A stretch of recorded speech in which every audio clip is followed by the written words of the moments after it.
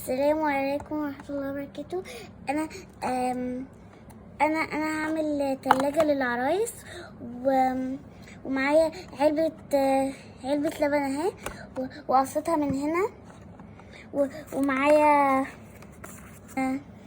بعدين هنقطع الحتة دهيا وبعدين هنحط ورقة تانية عليها وبعدين نحط الدراج اللي بتبقى هنا عشان نحط فيها الفروتس الفيجيتابلز ونعمل بقى الرفوف بتاعت الابواب.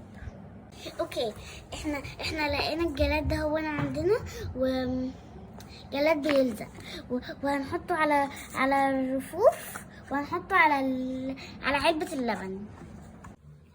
اوكي ده شكل التلاجة لما احنا عملناها. حطيت هنا، جبت زي مثلا من البتاع اللي احنا بنعمل بيها الاكسسوارز ولزقتها وحطيت استك هنا عشان تبقى تقفل كده، بس انا سايباها تنشف. حطيت الحاجات وعملت اكل من بليرو كده جوه هنا الدرج، وعملت درج برضو اهو.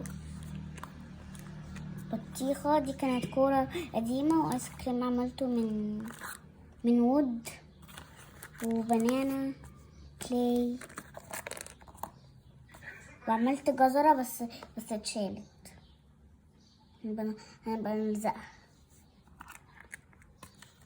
ولو عجبكم الفيديو ده ما تنسوش تلايك وسبسكرايب للفيديو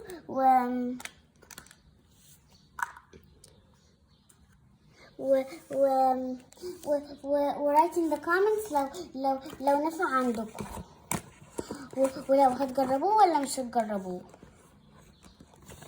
باي.